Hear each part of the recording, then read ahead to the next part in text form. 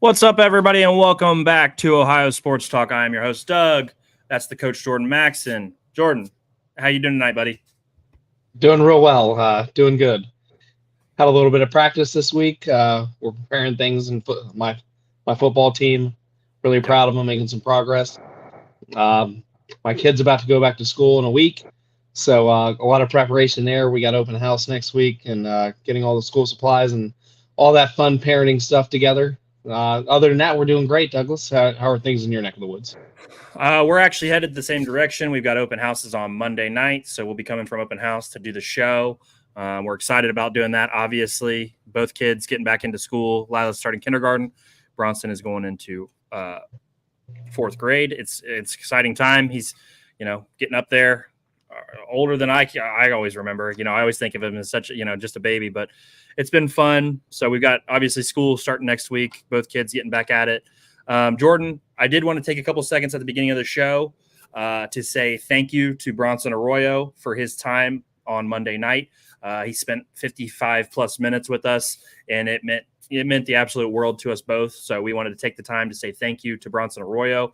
If you did not catch our interview, please go to our YouTube channel and check out our show with Bronson Arroyo. 55 minutes. We went in depth. We talked baseball. We talked getting to the major leagues. We talked music. We talked a little bit of everything.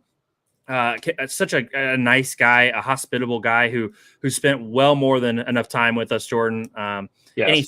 Any thoughts from last week? Because I definitely wanted to remind people and say thank you to him after just an awesome interview with him.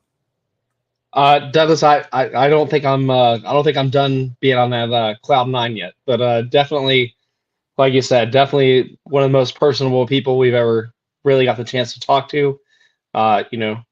He's a championship caliber player. Just really got us really in depth with his career, touch on his family, just how he got there. Really some of his backstory. Then we got to a little fun at the end. Got to talk a little wrestling. Got to sneak that in there. Still can't believe that worked out for me. But big shout out to Bronson Arroyo. Hope he's watching the Wyatt family tear it up on Monday Night Raw. But other than that, hey, I love it, Douglas. I love it. But a lot more to come for this program. We're building big things, and to have him be a part of that foundation for us, absolutely astonishing, amazing. Can't think of enough. Hopefully, maybe we'll get him back on sometime. That would be amazing to kind of get round two, maybe cover more what he wants to talk about on what's going on in sports, especially maybe some college football. Maybe he's a big fan of somebody. We didn't get to touch on it, but really big time. Can't wait to see him again. Go to the YouTube channel, hit our page. It was an awesome interview, well over the time that he had to spend with us. We were happy to get 10 to 15 minutes, and he just rocked on all night. So, really covered our hour. Just can't say enough about the man. It was great. No, it was incredible. It's something that I never thought we'd ever get to experience. And, kudos, man. That was really incredible. So please, it's pinned to the top of our X page right at the top. Just go in and check it out. Check it out for 10 minutes. You don't have to even watch the full time. There's just so many good tidbits that you'll find in there over the short period of time. Jordan, let's get into it real quick. Cincinnati is up. They are up 5-3 in the top of the 10th with the bases loaded. This looks like it could be our third win here. Ellie's got 3 hits. TJ Friedel homered again. He's got 2 hits and 3 RBIs. Hunter Green didn't have his best stuff, but he went out and held the Marlins to 3 runs on 6 hits with 5 strikeouts. So we're in the top of the 10 here. We have bases loaded. Spencer Steer is up with a chance to extend this lead and hopefully put this one in the bag for the Reds. We will monitor that as we go along. Jordan, anything else outside of sports before we get into the thing? No, Doug, I'm ready to dive in. I'm ready to let's go in depth. Let's take our fans right where they need to go. Okay, well let's kick it off then, Jordan. Cincinnati, we're in a tough spot, because we're kind of in an uphill battle in terms of making the wild card. I think, taking 3 or 4 from the Marlins, it puts us right back under. We're 3 games under 500 if we can win this game tonight, Jordan. we can't get over that 3-game hump. Is there something you're seeing that just we can't get over that ledge? Yesterday, we're 3 games under 500. We go down quick. We're down 5-0 in the first inning. We get that late push, the TJ Friedel grand slam. I don't know what it was yesterday. We just didn't have our best stuff until way too late in the game. What were your thoughts last night, Jordan? My thoughts on that, Douglas, was just a little bit too little, too late, and Yeah. a lot of opportunities. We left so many opportunities on base. I believe we had about 5 left on base total. We had scoring position guys. We had 1 out with at least 1 to 2 men on base at times, and it just didn't come to fruition. We didn't get the big bats that we're used to. I mean, outside the grand slam, I'm not taking anything away from that, but it just seems like kind of everything that culminated after that. We had 2 guys on base. After that, even during that grand slam rally, we got another man on base, and we just didn't produce anything from it. I know there were 2 outs, but it just the big hits just kind of it stopped. Yeah. We hit that wave, and then we just stopped, and it was a little too late. The pitching, like you said, every pitcher has their night, so I'm not going to go too hard on Abbott. Not at all. It just kind of happens. It's the Miami Marlins. They're gonna, they're still a professional baseball team, even though they're struggling mightily themselves. Mm-hmm. Douglas, it just wasn't our night. Not much I can really say on that. And the bats were too quiet. Yeah. But I mean, we've come to Miami just absolutely hammering the bat. I think we had 17 runs going into game 3 total from games 1 and 2. 18. 8 and 10, I thought. 18. And yeah, we did have that late insurance run in game 2. So I do apologize. It was 18 runs. But going to that, I kind of even the Cowboy on 700 LW was like, man, we should rest some guys on game 3 because we're scoring so many runs. They were suggesting Jonathan India having a day off, maybe Ellie having a day off, to kind of get rested for the Brewers. But our inconsistency on offense reared its ugly head once again. And like you said, it's just every time we get in that striking point, we think we got everything dead center right in our sights, ready to pull the trigger and make that next move, and just something catastrophic happens. And that just kind of seems to be their MO. And I kind of point the compass at David Bell. I think it's just bad management. I would have pulled Abbott a lot sooner than he did. Mm-hmm. And it just kind of seems to be his MO as well. We keep these guys out here that when they don't have their stuff, Douglas, it's okay to call it a night. I think, you got to use your bullpen. You got a bullpen for a reason. I know you don't want to dig into them too early in a game, but if your starter doesn't have their stuff and you're sitting behind an offense, with Ellie Deli Cruz and Jonathan India and company who can kind of make things happen in a moment's notice and give you that avalanche of scoring, so to speak, you got to go to the bullpen. You got to play chess at times instead of checkers, and that's just where David Bell fails, night in and night out when it comes to managing a team when things go south, and that's what I see. Yeah, I think that's fair. David Bell did get ejected tonight, Jordan. Any thoughts on David Bell getting the early shower tonight? The last time he was ejected, Douglas, we went on a 9-game winning streak. That seems so long ago. Yeah. And I actually, I'll find the clip because I beat the drum to it. I said, finally, he shows some emotion, because before that, night in and night out, he's just kind of like, we did our best.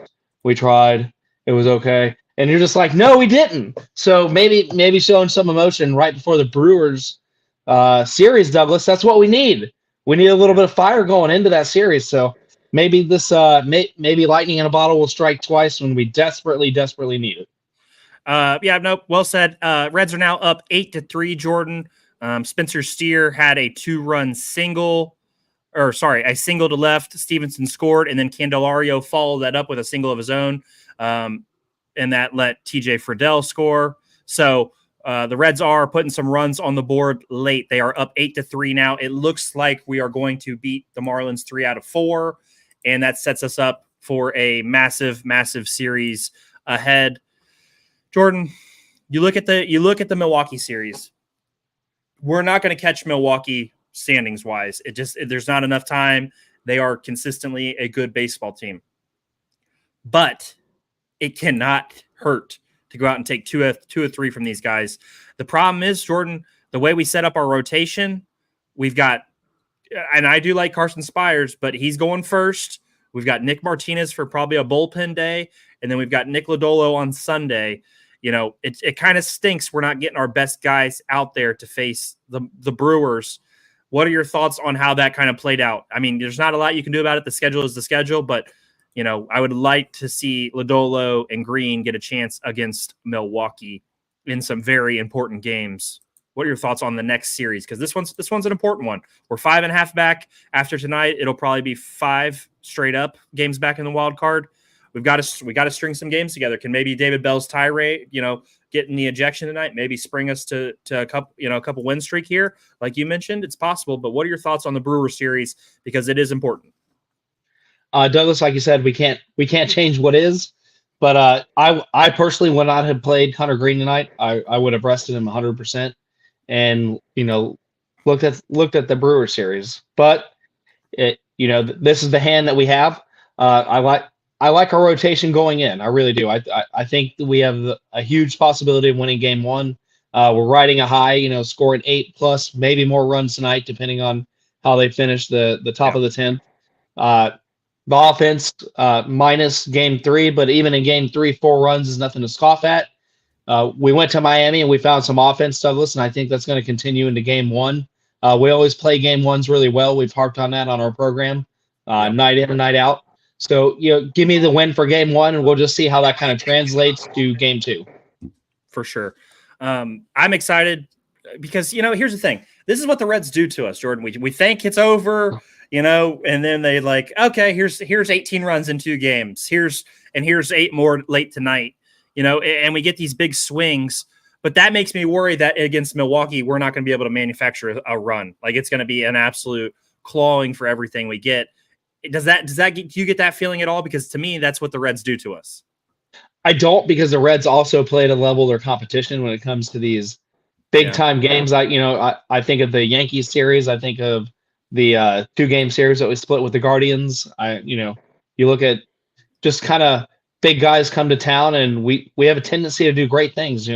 We played well against the Angels. We played, and it just kind of goes on and on, Douglas. Teams that we should be getting, slapped by are the teams that we deal with. Teams that, like the Marlins, or when the Cubs early on in the year, they come and they slap us around a little bit. The Detroit series. Well, Detroit ended up finding themselves in Ohio, but before that, everything indicated that we should take these guys. They're still professionals, but we had the better squad on paper, and we just didn't perform. Then a team that comes in with a payroll 2 to 3 times higher than the Cincinnati Reds, and all of a sudden, India's hitting dingers left and right. Ellie Deli Cruz, his price soars and skyrockets even higher against a bigger crowd. We say this, but it's the damn truth. And I don't know, if they're just like, oh, this is, whether it's a spotlight or just them wanting to be part of the conversation of being a decent team. It's just, I think we're going to be pleasantly surprised against the Brewers, and then we're going to turn around and we're going to stink it up somewhere else that we shouldn't. And that's just, I hate saying it, Doug, but they're going to Godfather 3 again. We're going to do really well against the Brewers, and next week we're going to be pissed off on the program, and it's just going to happen. Yep, no, that's exactly how it feels. The inconsistency. We know by now that it's coming. It's just, when does it come? Quick shout out, 108 live viewers. Thank you to everybody who's tuning in and watching the show. We absolutely love you guys. Drop us a comment, say hello, give us some thoughts on how the Reds are going to look against the Brewers in this upcoming series. Jordan, anything else you want to hammer home with the Reds? I mean, on Monday night, we're going to be talking either about a happy time or a sad time after the Brewers series. So anything else you want to touch on before we move on? Douglas, I believe we put the nail in the coffin in this conversation, at least today. We've wrapped several series. We've gone back a few times, and I think we're on a rare agreement here that that this is what it is, and we'll see how Monday's episode rolls out. Okay, so then Jordan, let's transition to the Olympics. The Olympics, the U.S. is over the 100 medal mark, if that's how you want to say it. For a while there, we were struggling with the gold medals, Jordan, but we finally got it together, and we put our foot down. We are at 103 medals. China is at 73. France is at 54. You know what? I'm just going to go out and I'm going to say it. Congratulations to China. They are phenomenal at like a lot of the, but like hey, I'm just talking about athletics, sir. I know. But they are doing a phenomenal job. I mean, 29 golds. They're one behind us in gold medals, 25 silvers, 19 bronzes. I mean, they're competing their asses off, and they are some talented athletes out of China. But the U.S., we continue to reign supreme overall in sports.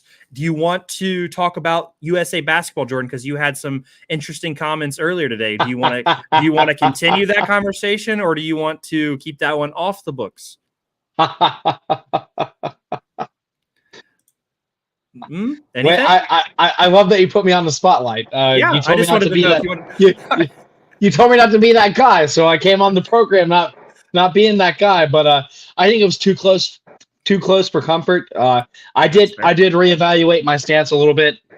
I was not able to watch the game today per se, but looking at the rotation and some of the points that you delicately put out for me through text message, and that's the way we'll keep it.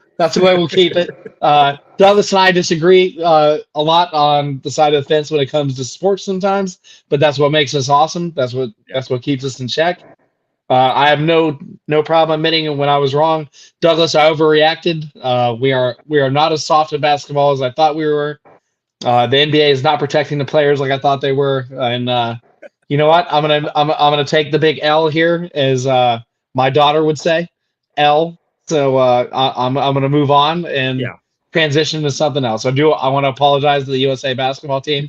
I was a little bit pissed off earlier, but winning heals all wounds, and I'm ready to move on. For context, everybody, Jordan texted me when Team USA was down 11 going into the fourth, and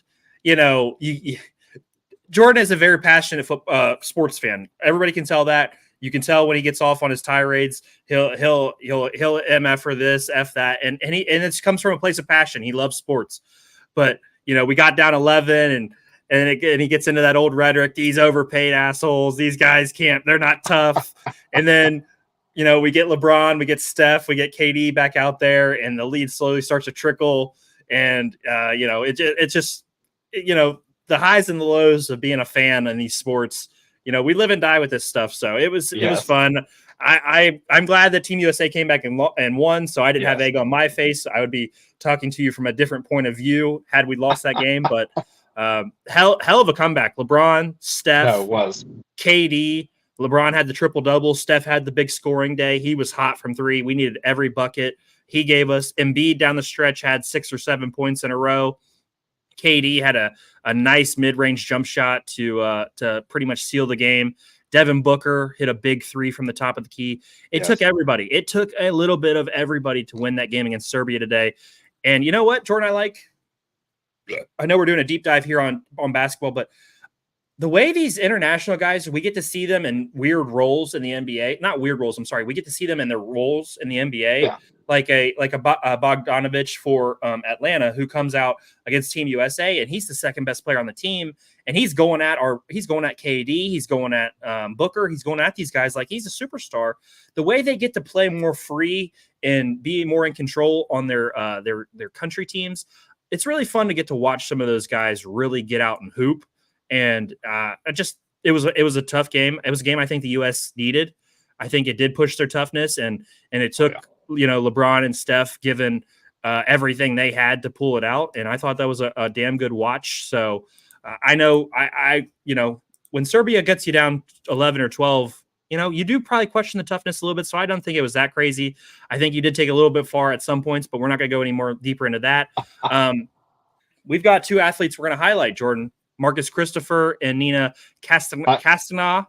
Go ahead. I want to wrap that. Douglas, the gold medal game against France is going to be huge because they are at home. This is a home game for the gold. So, expect that gymnasium to have probably a 3-to-1, 4-to-1 ratio when it comes to United States fans versus France. They're going to rock the house, and that's with the closing ceremonies coming up this weekend, that's probably going to be the belle of the ball for France and their opportunity to make a little name for themselves before the closing ceremony. So, expect something big for that USA France game. I think USA is going to be tested in that first half. No, I think that's fair. Definitely fair. I think they play, I believe they play 3:30 on Saturday our time. So definitely check out the game. I mean, it's just super fun watching all these greats play together. But Jordan, let's transition to our Olympic athletes of the day, Marcus Christopher and Nina Cassana. We're going to start with Marcus Christopher, Jordan. Marcus Christopher from Hartfield, Ohio. He is a freestyle BMX rider. He won the gold medal at the X Games in 2024 for BMX Park, silver medal in the X Games in 2023, and he finished just shy of winning a medal in the 2024 Olympics at Paris. Jordan, did you ever get into BMX when we were growing up? I remember we rode some bikes and stuff like that. We never really got into the trick side of it. What are your thoughts on the BMX events being in the Olympics? I never got into the trick side of it, but Douglas, I was a huge Tony Hawk fan growing up, and we had the video game and we had the Game Boy game and all the skateboarding and I had the Tech Deck dudes that the Tony Hawk had a little set. So I always thought that was fun to watch. They kind of advertise them lightly. Growing up, I remember some of his events on Sundays when football season was out and you didn't want to watch baseball. The BMX games would kind of be on ESPN and highlight on FS1 back in the day. So it was always kind of fun to watch at least that one athlete, Tony Hawk. And I wish the games, what kind of Olympic athlete would he be had they interacted those games back in the day? Right. That would have been it would have been something legendary to see. But BMX, I always kind of catch it. I've watched it live a few times. I got the pleasure of being in New York for the Marine Corps and seeing kind of there were no like major superstars, but BMX held a little event there on the docks, so I was able to see a couple of things live. So it takes incredible talent, Douglas, incredible talent, incredible balance. These guys, they get banged up. They don't get enough credit for the 1,000 times that they mess up before they nail something in practice. Has got to be a total grind. Especially this gentleman, he made his debut in 2016 in the Olympic, or not the Olympics, but in the BMX games in Japan, and won a bronze medal at 16. So, just the dedication and the hard work, and to get the sponsors in the sport, Douglas, that's the big catch. There aren't big corporate, teams signing people. If there's no draft, you're 100% self-made in this sport. So, really, hats off to these guys because they have to bust their ass to make a name for themselves and to get in the games. So really, it's been entertaining. I've watched quite a bit of it this Olympics. So just a little more context to it.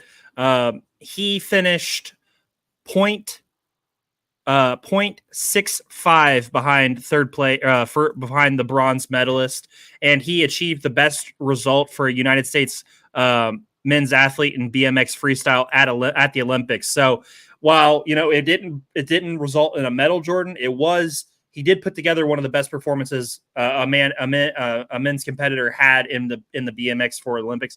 I think that's a nice feather in the cap. He's only 21, Jordan. I'm going to assume he'll be back and even better come next Olympics. So that is something to look forward to, and hopefully he goes out and he can get a medal come 2028. So big shout out to Marcus Christopher. And I made a small mistake. It's not Hartfield, it's Hartville, Ohio. I wanted to correct that since I put it wrong on the graphic. Those BMX guys, Jordan, some of the tricks they do. I mean, I was reading about him. He broke his jaw doing a trick back in 2023. And for him to come back, having his jaw wired shut for 2 weeks, and come back and not have any fear. Those guys are reckless, as people used to say back in the day. So pretty cool events those BMX riders compete in. Our next athlete, Jordan, is Nina. Nina is from Cincinnati, Ohio. She went to Walnut Hills. She was a 3-time All-American, 3-time All Pac-12 in her time as a Washington Husky. She won the silver medal with Team USA at the World Rowing Championships, and she is competing in the women's 8 in the 2024 Olympics. Jordan, any thoughts on rowing? Because the only time I've ever done any type of rowing, and it's been a long time, is the rowing machine at the gym. And I got to tell you, man, that rowing is not easy. What are your thoughts on rowing in general? And then we'll get into Nina's career a little bit. I've actually, my daughter and I have watched actually a lot of this in the Olympics. It just looks incredible. For not to overshare, they sent us my first deployment to Afghanistan. We got back. We got to do a little camp retreat the Marine Corps sent us in North Carolina, and it's actually one of the places these guys train in. So it was a really neat experience. We got to row some, and Douglas, I think a bunch of grown ass Marines in their 20s probably rowed about 5 minutes before we started crying. And it just takes incredible arm strength and just everything up here, and the consistency and finding, it's one thing to do it by yourself, it's another thing to have a whole team, on a basically on a hard count, just in sync with each other, and when to hit and when to steer, and there's so much that goes into it. Like I said, we only got a short sample size, but that it was actually one of the hardest things I've done in a really long time. It was enjoyable, but definitely I'd probably put it up in my top 10. It just takes a lot, and we were just untrained guys. So for these athletes to constantly just train, week in and week out, and go all across the world and do this, and the water's not always guaranteed to be smooth, Douglas. Some of these races that we've witnessed, even the Olympics, they got, it's their scheduled time to go. It's their scheduled time to go. And, you hit those waves, and you're fighting back Mother Nature, and you're trying to be on sync with each other. And, really hats off, Douglas. That's something I don't think I could do consistently. Yeah, no, it's an incredible sport to watch. The upper body strength is insane. The legs, it takes a little bit of everything. The event actually did have a final. We finished in the final. The U.S. finished 5th. Romania actually won gold there. Canada came in with silver, and Great Britain finished with bronze. Shout out to the women for getting in there and competing. And just a little background on 8. It's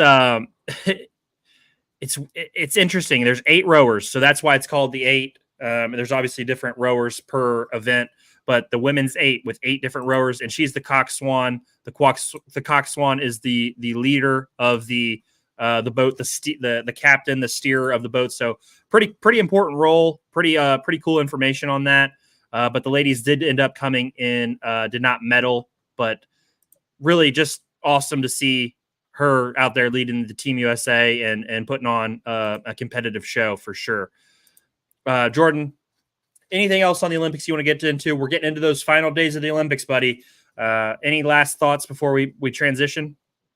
I know our pole vaulter Moon, she finished. Oh, yeah. And that Douglas, that was it was really a duel between the gold and the silver. She finished just inches away, and what was essentially an all-in a sudden death match for pole vaulting. So Moon, big shout out for winning the silver yesterday. Nothing to be ashamed of at all. The girl that won the gold, they actually tied together in the last World Championships for gold together. So that's a rivalry that's been going on for a couple of years now. So, nothing to be ashamed of there. Really happy to see. And they even announced during the medal ceremony that Moon really brought the sport back to women, and, really highlighted and brought a lot of athletes to come and compete against her. So, Douglas said, when you become successful in a sport or anything in life, you grow competitors. So to see it finally kind of catch up to her was super sad, but at the same time, nothing to be ashamed of. Her silver medal was absolutely incredible performance. I believe they both set world records for the silver and gold, pushing their previous ones that we covered on our show about a week ago. So hats off to Moon and the men's water polo team winning a shootout yesterday. That was cool. Water polo. Man, water polo had me. You want to talk about having to be just stacked up and just cardio monster and just, oh man, those guys are insane athletes. Physicality that it takes in the water. Yes. These guys are busting each other in the face, Douglas, like Remember, relentless. remember our Husky Ball days? Yes. I mean, play it. Yes. Husky Ball was in the pool, 2-on-2, 3-on-3, playing basketball. But these guys are trying to score into a goal. It's just so physical. I really enjoyed watching the water polo. You don't get to watch it a lot, so when it comes around, it is a spectacle to watch. Jordan, thank you for bringing up Katie Moon. I had her in my notes, so that was definitely a good call. Let's put a bow on the Olympics. The U.S. doing a phenomenal job. I hope we can maintain that gold lead and finish these things out on top in gold and the overall lead, which the overall lead is insurmountable, but the golds, we're still competing with China to bring home that. So let's transition to some football, Jordan. The AFC North. If you can tell by the picture, that's Joe Burrow, and the other picture is Myles Garrett. And you, as a Bengals fan, know how this is probably going to end. Myles Garrett is going to end up sacking Joe Burrow and potentially causing a fumble, a strip sack, something. But let's talk about some football, Jordan. The AFC North, by all regards, usually the best conference in football. Any quick thoughts before we get into some positional breakdowns and things like that, Jordan? A little touch. I know Charlie Jones for the Cincinnati Bengals wide receiver went down today. His status to this programming, to my knowledge, is still unknown. He was favoring his right leg. Never really want to see that because he's been having an outbreak of a camp. He had that labrum issue last year as a rookie, even though he still kind of made a big impact on special teams, scoring, I believe, 2 touchdowns total. But just guy can't catch a break, Doug. Really had, really sad to see, especially with, Chase sitting out. So these guys that normally aren't getting these heavy reps are, really getting a spotlight on. And I was happy to see it. But I'm sure I'll tweet some news tomorrow when it comes out. But let's just dive right in, Doug. So much. We got our preseason games coming up this weekend. Cincinnati's saying that the starters are going to get a series. Week that's 1, right? That feels right. I would hope we would do the same, but I know Watson is going to sit out. But I think the first series feels right. I'd be happy to see Winston and what he has. He's not a washed up. He's not Watson. I'm not saying that by any means. For you Cleveland fans, I'm not saying he's necessarily better. But I mean, you guys upgraded your backup, probably with one of the best available athletes that match Watson's style of play. No shame in that, but definitely, I hope Winston gets maybe 2 or 3 series or even a quarter. I'd love to see what he's got left in the wheelhouse and what he can demonstrate for Cleveland moving forward. Yeah, and then I wanted to touch on the Brandon Ayuk rumors, Jordan. There's been a lot of swirling news about Brandon Ayuk. While I think he would be an extremely great football player to add to the team, the reports now are not favorable for us to land him, and I don't know what it was going to take for us to land him. But it also seems like, it's come down to Pittsburgh or staying in San Fran. I don't want to see Pittsburgh get him. I don't want Pittsburgh to be better than they already are, and I think he's the kind of player who helps their offense. Quarterback aside, they can find ways to get him the ball. I would love to see him be a Brown, and if we could somehow get him and keep Cooper, that'd be like a dream. 2 guys as talented as those two. So I did want to just bring that up, and then I did want to also bring up a camp stud that we've been watching is Cedric Tillman, who we drafted last year to get a lot of run. Big, fast, strong receiver who's been doing really well for the Browns early, getting some nice deep balls. So, if he could be potentially another threat, that's only going to make this offense better. Hopefully Chubb, is right around the corner, getting him healthy. I know there's still a lot of work to be done. There's a lot of optimism here for me, Jordan, with the Browns. And I know you had some optimism too when we did our schedule breakdown a couple weeks ago. Anybody stand out for you, Bengals wise, camp? Yoshivach, or as fans knows him as Yoshi, is having a stud of a camp. The highlights and the things that have come out, he's made several deep plays. He's hooked up with Burrow really nicely. He's hooked up with Browning. He's run both the first and second team offense at the X receiver spot. So really great to see. I mean, the young man had 4 touchdowns last year as a rookie, and a rotation that considered low snaps, so we got really high value from him last year. And Douglas, I think he's a sleeper pick. I, I kind of I'm happy with our Burton pick from Alabama, but I think that's going to be a battle. I think Yoshi is here to stay, and if he keeps hitting pay dirt, that's something that can't be ignored. So For sure. definitely with our new offensive coordinator, especially, and Tyler Boyd's departure, this Well, with wide your guys' receiver. offense, Jordan, Burton and him could play together. You guys run 4 wide. You guys do that. I mean, you guys. We have. I mean, you go 4 wide, and you've got Gasecki out there. I mean, I don't see why you couldn't have all 4 guys running routes for you. I wouldn't do that against Cleveland. That sounds stupid, but run that against everybody else, though, for sure. But no, I and you know what I really liked, Jordan, was his interview the other day after those camp scuffles. Yeah. He's just a football player, and I appreciate that about him. I know a lot of those guys. It's good for the cameras. The cameras love the drama, but those guys, we're just competing. It's not serious. It's not personal. It's nothing else. But I liked his interview after the fact. Hey, this is just football. That's what's going to happen. I'm here. I'm fine. I'm ready to compete. I really enjoyed that. But Jordan, let's get into our AFC positional breakdown. We're going to rank the best units at each position together. So don't do anything crazy. All right. Let's get it pulled up here. Of course, big ad just coming across. I hate these ads. All right, Jordan, let's start at quarterback. In AFC North, I'm gonna say Joe Burrow is the best quarterback in the North. Do you agree? I agree with this statement. Okay. Who is the second best quarterback for you in the North? I'm gonna go Lamar in this situation. I'm gonna go Lamar also. This is where it gets interesting. Who would you say is the starter for Pittsburgh week 1? We have to make this assumption to finish this up. I'm gonna lock down because of the capital they gave up and everything they moved to get Russell Wilson there. I think Russell Wilson becomes the starter at least for the first 4 weeks. So I'm gonna say Russell Wilson week 1. Okay, who would you rather have, Jordan? Wilson or Watson? Oh, Watson without a doubt. Russell Wilson has not played great football in the last couple of years. Okay, that's fair. Running back position, Jordan. Without Nick Chubb, it's kind of tough to give us the number 1 spot.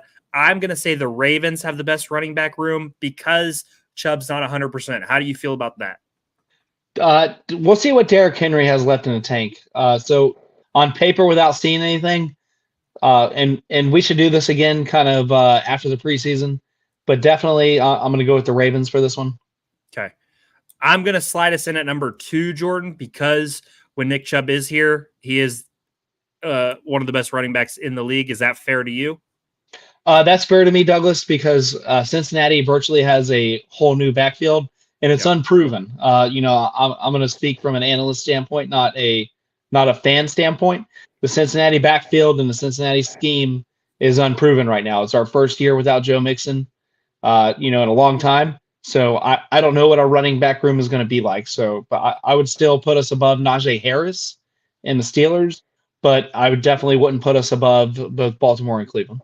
So you think the duo of Zach Moss and Chase Brown is more proven and better than Najee Harris and Jalen Warren? Because to me, I think I almost slide with them just until we know if Chase Brown can be that guy. So what do you want to do there? Because I think they're a little bit more proven. Zach Moss is a good running back. Najee Harris is so-so. Chase Brown, still very young. Jalen Warren, I like him out of the backfield catching the ball. What do you think, Jordan? I think it's very close. What are your thoughts?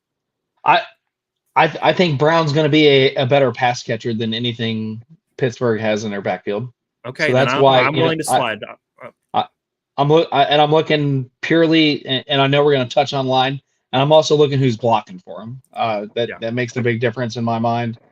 We know Cleveland and Baltimore have the better offensive lines, so I'm not. There's no argument there, but I think Cincinnati has a little bit of edge in that department, and that's gonna push our running backs a little bit higher than Pittsburgh. Okay, quick shout out to Brady Fornshell. He is a Steelers fan. He's a decent Steelers fan. He's not one of those crazies. Jordan, I would have the Steelers ahead of the Bengals because I do like Jalen Warren out of the backfield, and Najee Harris and Zach Moss I think are relatively the same.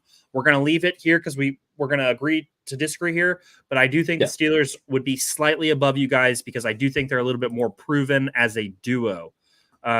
Quick shout out. We have 190 live viewers. We appreciate every single one of you guys. Thank you for rocking with us. Okay. O-line, Jordan. I'm going to keep us number one for O-line. Is that fair?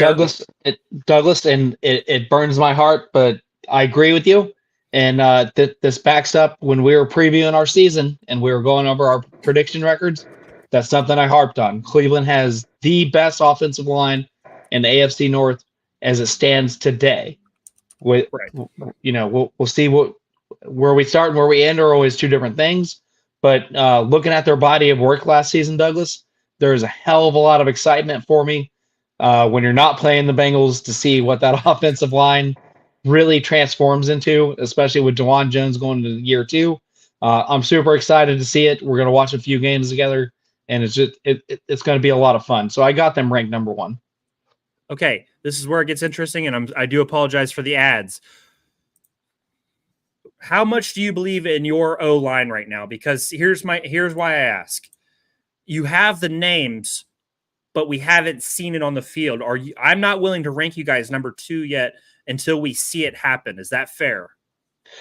With Trent Brown just being activated this week, Douglas, I'm going to say we're 3. So I'm okay with putting Baltimore ahead of us today. I think we're splicing hairs there when it comes to Baltimore's offensive line and Cincinnati's, just depending on how it works out. I'm happy with Mims. I'm happy with Trent Brown. We drafted that center late in I believe the 4th round. I think that's going to give us a little bit of an edge, but as it stands right now, Douglas, I'm okay with us being in that 3rd spot because I need to see what it looks like in a preseason. Yep, that's fair. Injuries, obviously, all that kind of stuff. Pittsburgh, I think they're closer than we're giving them credit for. It's just they don't do a great job run blocking, and we didn't get to see a lot of the pass game last year because of the issues with Kenny Pickett. I'm going to keep them 4th. I don't think they're that far off from you guys or Baltimore, but that's just me. I don't want to overdo it. Quick shout out to Coach Fresh, shouting out DeJuan Jones, my man. I got the jersey sitting right over there. But let's keep it moving, Jordan. Wide receiver, this one's easy. You guys have the best wide receiver group in the North. If we got Brandon Ayuk, we make it interesting, but I still give you guys the edge. Who do you have number 2 here? You got Zay Flowers. You got a couple different options for Baltimore. Then the Steelers have, as of right now, they have George Pickens, who's really good. Who separates themselves here at receiver for you? Who do you have 2nd? Are purely on receiving and without the tight ends? Yeah, no tight ends because we're going to do tight ends by themselves. Okay. Purely on receiving, it's close, Douglas. I'm going to put Baltimore 2nd, and I don't mean to be disrespectful to any Browns fans, but I'm going to rock Baltimore 2nd. I'd put Cleveland 3rd, and I would put Pittsburgh dead last because it just doesn't seem proven to me yet. So, and we don't. And I think that's fair because outside of Pickens, I don't really trust anybody with the Pittsburgh Steelers. Van Jefferson was good in LA for the Rams, but they threw the ball a lot. Pittsburgh doesn't throw the ball a lot like that. Calvin Austin is their 3rd receiver. They've got Coez Watkins backing him up. There's some talent there, but we're going to have to see how it works on paper for them. Besides George Pickens, who didn't even have a great year, and he was their number 1. So that we need to see them get proved. I think Amari Cooper is the 2nd best receiver in the North. Jerry Jeudy's unproven. Elijah Moore is not done anything fantastic. He was okay last year. So I'm okay with what you did. Zay Flowers is a good receiver. I would put it a 2nd personally, but I'm not going to fight you too crazy here. Let's move on to tight end, Jordan. Tight end, I think this one's easy. Baltimore has the best individual tight end in the North. And then I think the Browns have Njoku, and he makes it 2nd. And I think Pat Freiermuth is 3rd. Ooh. And then no, I got to fight you there. Pat Freiermuth is better than Mike Gesicki. No, I'm not gonna argue that with you. It is a Okay. fact. It is a fact that Pat Gesicki could be even better in Cincinnati, but everything we've seen to now, Pat Fryermuth is better than Mike Gesicki. I'll give you this, Douglas, because our tight end group for Cincinnati is unproven. We know Gesicki, but everything after that is the wild, wild west. Our tight end 2 and 3 has been a tight camp battle. So I'm not going to fight you on this today, but Cincinnati went out and drafted a couple of tight ends for a reason. So we're going to implement the tight end room, probably unlike anything we've ever seen under the Burrow era. But as it stands today, I'm okay with that standing. I'm not going to argue too much. And it's not like it's like crazy different. I just think Fryermuth is better individually is all. And I just think it's been proven. He's been their guy for the last couple of years. Cornerback, Jordan. Cornerback's interesting. I still think we have the best group of corners. As long as Denzel Ward is healthy, I think you guys have the best cornerback room. Ward, Emerson. We know Newsom's injured right now, but I think we have the best 1-2 in the North. This is where it gets interesting, Jordan. Who do you have second? Because I think the Steelers have a legitimate argument here with their corners in Dante Jackson and Joey Porter Jr. What are your thoughts there? I don't have an issue with it, but do you think they're better than Baltimore's group? I'm saying they have an argument. That's why I'm willing to discuss it with you. Where do you see the difference? Well, because I believe Porter Jr. is going to year 2, correct? Yeah. And at that position, Douglas, there's a big risk for a sophomore slump when it comes to cornerbacks and any kind of skill positions in general, unless you're like, Jamar Chase or, these guys that were drafted, top 5 in the skills group. But it's just not proven enough to me. That's where I want to put Baltimore 2. I wouldn't mind putting Pittsburgh 3 and then Cincinnati 4th, because outside of Cam Taylor-Britt, I'm absolutely I'm not going to say it tonight. I'm absolutely terrified. I'm not going to drop any F-bombs. But I'm not going to say it. I'm not going to do it. I'm not going to say it. But outside of Cam Taylor-Britt, Douglas, this is the first year that we didn't add a veteran into camp or on the team.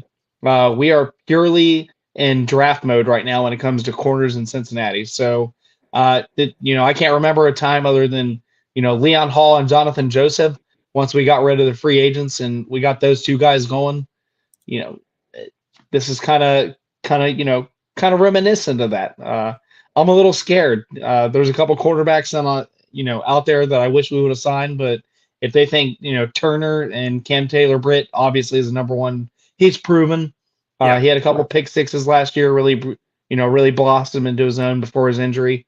So I'm super excited to see him come in year 3. But, outside of that, Douglas, I'm terrified. So I'm okay with Cincinnati being 4th. I think you're going to play better than that, obviously. But right now, if we're talking about AFC North locked and loaded, Cincinnati's on that back end just because, nobody's really proven right now.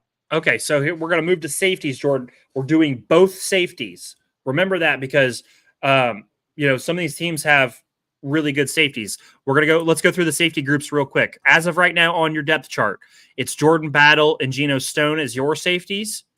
How do you feel about your group before we go into the next group? I'm shocked they're not mentioning Von Bell. So he's on the depth chart. That's why I said on the depth chart right now. Von Bell is another number 2 behind Stone and I'm drawing a blank. Jordan Battle. Behind Battle. The Browns, Delpit, Juan Thornhill, very excited about that group. The Ravens, they have, in my opinion, Kyle Hamilton's one of the best safeties in football.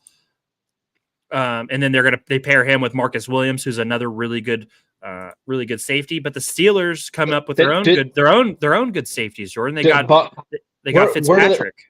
Where do they have Fitzpatrick's been a bust sometimes. But where do they have Eddie Goldman?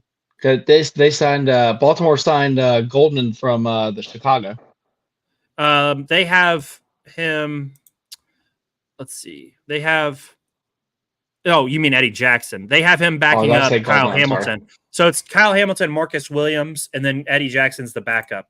For me, Jordan, I'm going to give a slight edge to Baltimore in the safeties because Kyle Hamilton is really damn good. I think healthy Grant Delpit and Juan Thornhill is the second best duo. I think Minka Fitzpatrick is the second best safety. And I think the Bengals have the worst group of safeties. Doug. So you're telling me the safety Stone, who led the NFL in interceptions at his position last year, is worse than Fitzpatrick? I don't think he's not a better player than Fitzpatrick. He's not a better player than Fitzpatrick. No, I think he's a better cover guy than Fitzpatrick. And Jordan Battle evens that out because Jordan Battle is more physical. But they're second safety because he's more proven than Jordan Battle.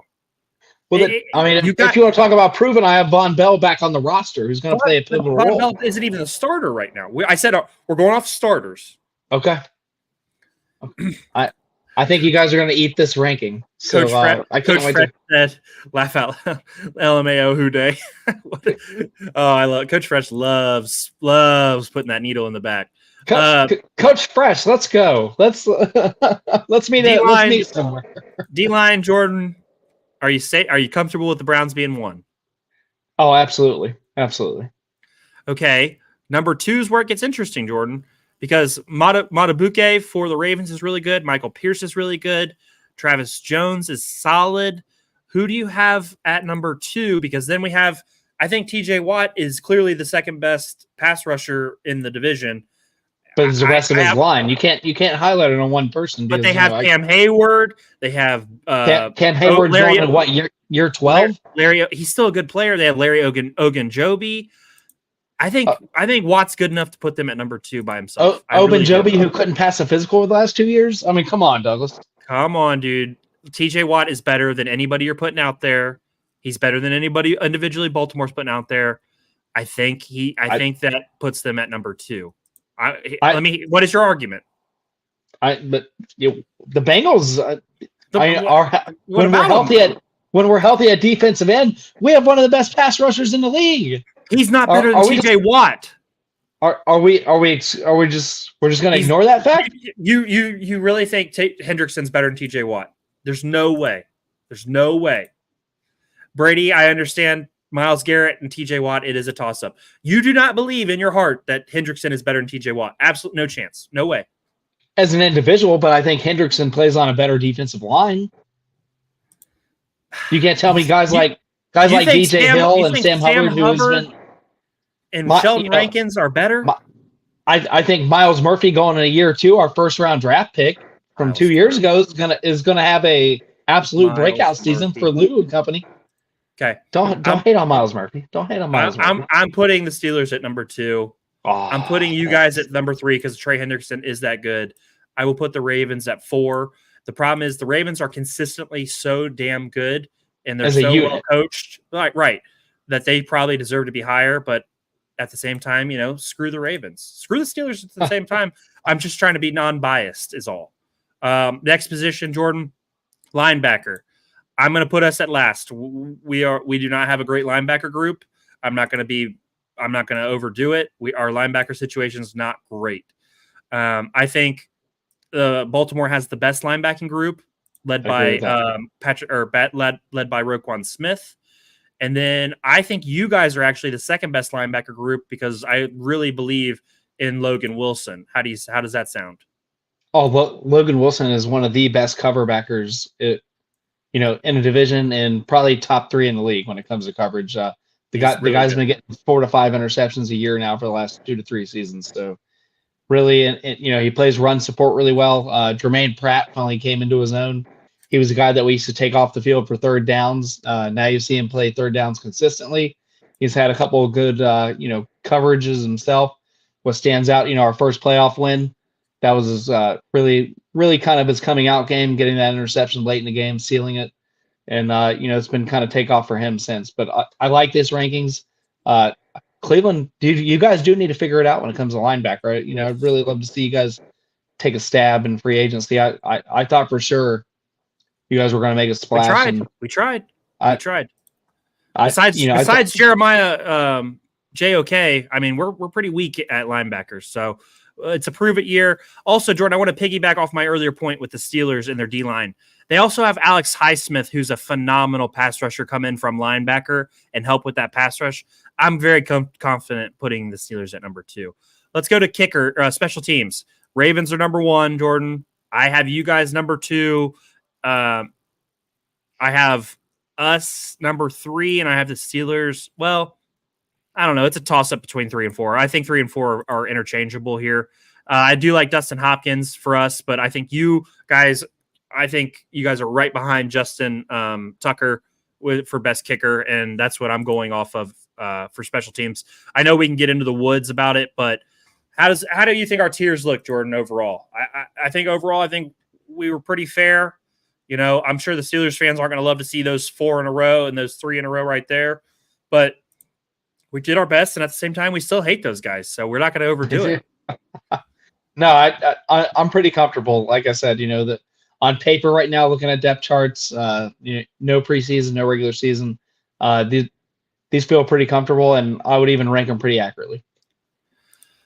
Okay, Jordan, what we were going to do was do the Ohio State schedule breakdown this week, but we're going to save that for Monday night. We've already gone 56 minutes. We've got 231 live viewers. Thank you to everybody who's tuned in with us tonight. Means the world to us. Brady, thank you for tuning in. Thank you for watching the segments and not going off the deep end, seeing the Steelers get ranked where they were. I do appreciate you being a level-headed Steelers fan. Jordan, let's talk. Let's do a little Ohio notes and let's get out of here, man. What do you got for me tonight? Anything? You know, nothing too crazy. I know FC's going to get back in action sometime soon. The date's slipping my mind, so I apologize to our viewers. We'll definitely touch on that on our next episode. Yep. Just really, Douglas, how are you feeling about the preseason? You know, we talked about our rankings. You know, who are you guys playing and what time are you guys kicking off? Let me get that pulled up. I have it right here. You know, it's preseason, Jordan. I just don't want to see anybody hurt. We've got the Packers on Saturday at 4:25. I just don't want to see anybody get hurt. That's all I care. I care about health when it comes to these things.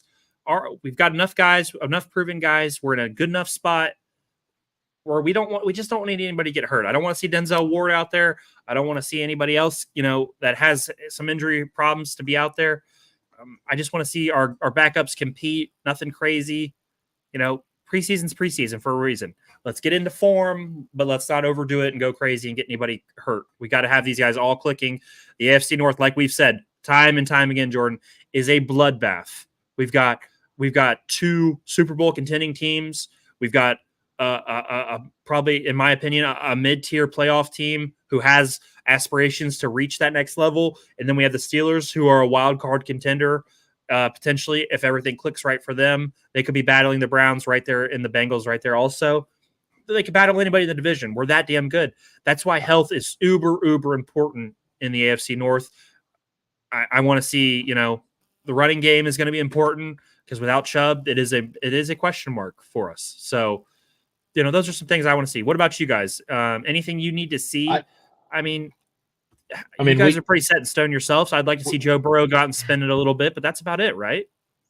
I disagree, Douglas. You know, our last 2 seasons of slow starts. Now, granted, last year was a little bit different. We had the hip issue, but offensive line blocking and scheme and things like that, it just comes out so bad for Cincinnati because in years past we just don't play the preseason, and now we're verbally changing our tune. We're verbally saying the right things.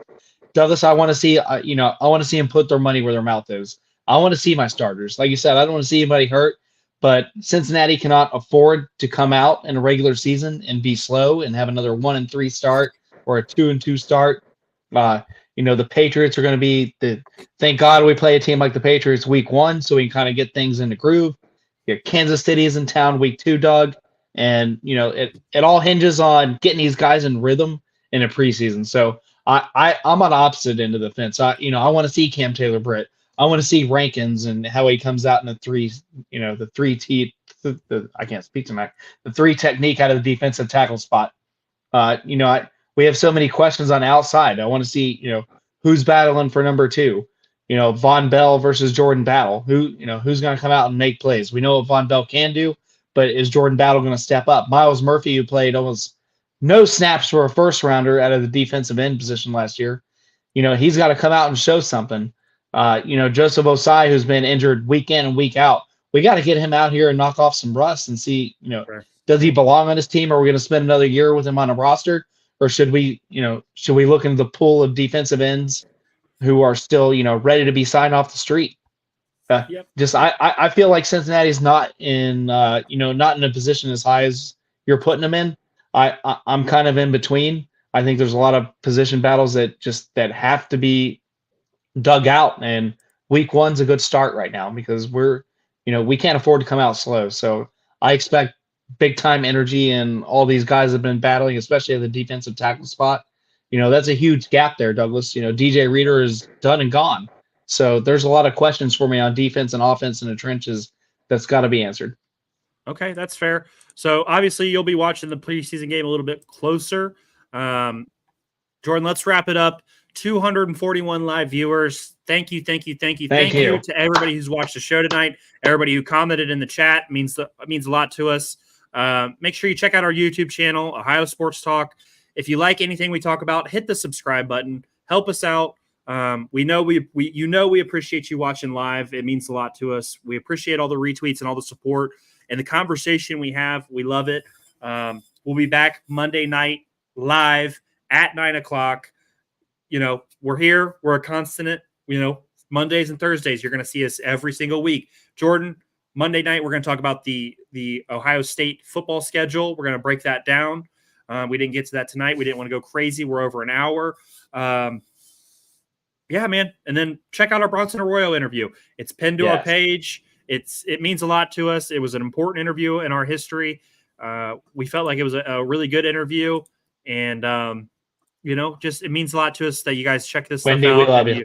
And yep, we love you, Wendy. No F-bombs tonight. We crushed it.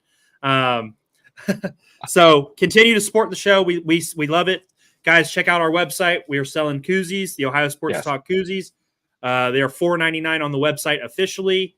Grab yourself a koozie, support the show. I post that obviously in the comments. And Jordan, cheers to another week, buddy. Yes, sir. We succeeded once again, and we'll be back Monday night as always. Cheers. Woof. Woo. Oh, every time. All right, guys, that's been Ohio Sports Talk. I'm your host, Doug. That's the coach, Jordan Maxson, and we will see you Monday night.